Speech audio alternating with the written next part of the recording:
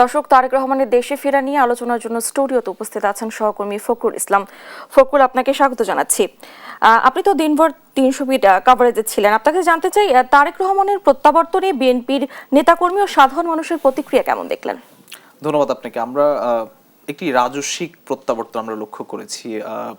আপনি লক্ষ্য করবেন যে এয়ারপোর্ট থেকে পূর্বাচল 300 ফিট এবং সেটি একেবারে কাঞ্চন ব্রিজ পর্যন্ত এই বিশাল এলাকা, লোকে লোকারণ্য, জনসমুদ্র, নিশ্চয়ই দেশবাসীও দেখেছে মানুষের যে উপস্থিতি। এয়ারপোর্ট থেকে তার যে স্টেজ পূর্বাচলের মাঝামাঝি অবস্থানে, সেখানে যেতে 3.5 ঘন্টা সময় লেগেছে।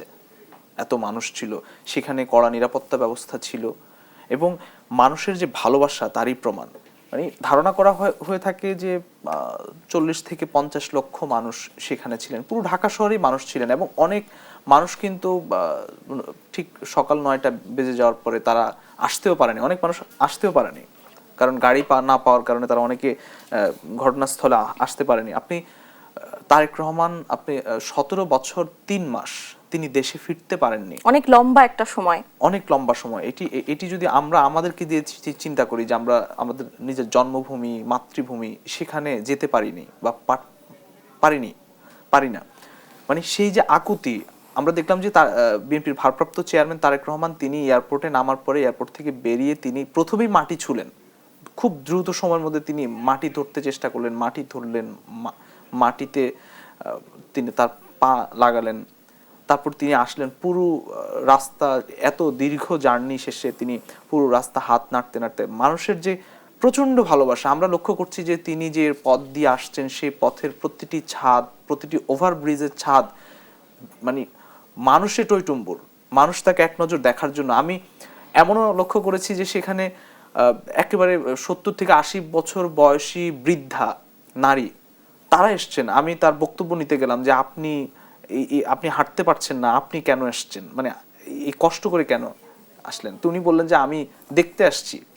অনেক ছোট ছোট বাচ্চা, অনেক নারী, আশপাশে যত নারী পুরুষ আছে আমরা লক্ষ্য করেছি যে খুবই একটা অন্যরকম একটি ভালোবাসার মুহূর্ত, মানুষের অন্যরকম একটা আবেগ ঘন একটি পরিস্থিতি পুরো সড়ক জুড়ে ছিল। এয়ারপোর্ট থেকে আমরা তো পূর্বাচলের পুরো সড়কটাতে আমরা ছিলাম, সেখানে আমরা যে সিনারিওগুলো আমরা লক্ষ্য করেছি এবং ওনার বক্তব্য কিন্তু আপনি দেখবেন যে খুবই মার্জিত বক্তব্য, কোনো হিংসা ছিল না, কোনো হানাহানি ভেদাভেদ ছিল না। উনি শান্তি চান, 3বার বলেছেন যে আমি শান্তি চাই, শান্তি চাই, যে কোনো মূল্যে আইন শৃঙ্খলা পরিস্থিতি ঠিক করতেই হবে এদেশের, এই কথাটিও তিনি 3বার বলেছেন তার ভাষণের মধ্যে দিয়ে। এবং আপনি জানেন যে বিএনপিকে গত 17 বছর ভাঙার জন্য হেন কোনো চেষ্টা ছিল না, যে সব চেষ্টাই করা হয়েছে। খালেদা জিয়া অসুস্থ ছিলেন, একমাত্র তারেক রহমানের, তিনি দেশের বাইরে ছিলেন 17 বছর, তার ইস্পাত কঠিন যে নেতৃত্ব, সেই নেতৃত্বের কারণে বিএনপিকে ভাঙা সম্ভব হয়নি।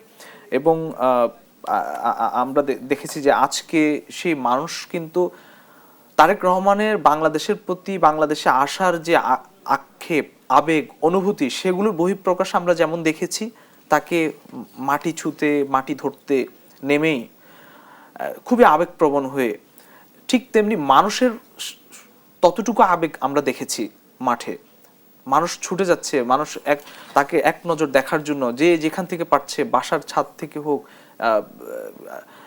আপনার ওভারব্রিজের ছাদে উঠে যাচ্ছে, ওভারব্রিজ ভেঙে পড়বে এরকম একটি পরিস্থিতি হয়ে যাচ্ছে, তারপর সেখানে উঠছে, বাস স্ট্যান্ডের যে কোনো ছাদে উঠে যাচ্ছে, বাসের ছাদে উঠে যাচ্ছে তাকে দেখার জন্য। এই সিনারিওগুলো খুব অপূর্ব সিনারিও আমরা লক্ষ্য করেছি। এবং তারেক রহমানের বক্তব্য দেশের রাজনীতিতে কতটা প্রভাব ফেলবে বলে মনে করেন? নিশ্চয়ই আগামী রাজনীতি, সামনে ত্রয়োদশ সংসদ নির্বাচন এবং গণতন্ত্রের জন্যই কিন্তু গত 17 বছর এই লড়াইটি হয়েছে। তারেক রহমান তিনি তার দলকে তৃণমূলের প্রবক্তা বলা হয়, তৃণমূল রাজনীতি। তারেক রহমান তৃণমূল, অনেক আগে থেকে তিনি তৃণমূল রাজনীতি থেকে তার বেড়ে ওঠা এবং তৃণমূল রাজনীতিকে তিনি সবসময় গুরুত্ব দিতেন। আগামীর যে গণতন্ত্র প্রতিষ্ঠা, সেই ক্ষেত্রে তিনি নেতৃত্ব দিবেন, নিশ্চয়ই বিএনপিকে নেতৃত্ব দিবেন এবং তিনি নির্বাচনে অংশ নেবেন এবং আগামীর বাংলাদেশ গঠনে তারেক রহমানের 31 দফা আগেই দিয়েছেন এবং তিনি এই দেশে গণতন্ত্র প্রতিষ্ঠা এবং বারবার একটা কথা তাদের স্লোগান, এবারের স্লোগান যেটি সবাই মিলে দেশ গড়বেন, সবাইকে নিয়ে সরকার করবেন, সবাই মিলে দেশ গড়বেন, সবাইকে নিয়ে কাজ করবেন, এই বিষয়গুলো কিন্তু উনি ওনার প্রায় প্রতিটি বক্তব্যই কিন্তু উনি দেন এবং একটি দেশের শক্তিশালী গণতন্ত্র প্রতিষ্ঠার জন্য কাজ করবেন সবাইকে নিয়ে, এটি কিন্তু সবসময় কিন্তু বলেন এবং আজকের বক্তব্য কিন্তু সেটি কিন্তু ফুটে উঠেছে এবং আমরা দেখলাম এবং পরবর্তীতে তিনি মানুষ সবসময় তিনি মানুষের কথা, তিনি মানুষের অবদানের কথা, মানুষের কথা তিনি স্মরণ করেন। আজকে বলছেন যে তিনি সরাসরি তার একেবারে সংকটজনক অবস্থায় থাকা 3 বারের প্রধানমন্ত্রী তার মা বেগম জিয়াকে তিনি দেখার আগে যারা তার বেগম জিয়ার পাশে ছিলেন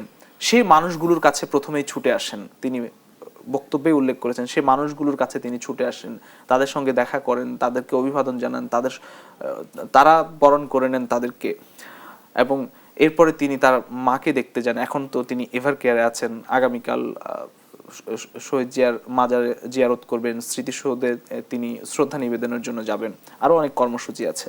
নিশ্চয়ই আগামীর বাংলাদেশ গঠনে তারেক রহমানের যে নেতৃত্ব বা সেটি গুরুত্বপূর্ণ ভূমিকা রাখবে। আমরা আজকের বক্তব্যে তিনি 17 বছর 3 মাস পরে বাংলাদেশে আসলেন এবং তিনি খুবই গুরুত্বপূর্ণ বক্তব্য কিন্তু আজকে রাখলেন।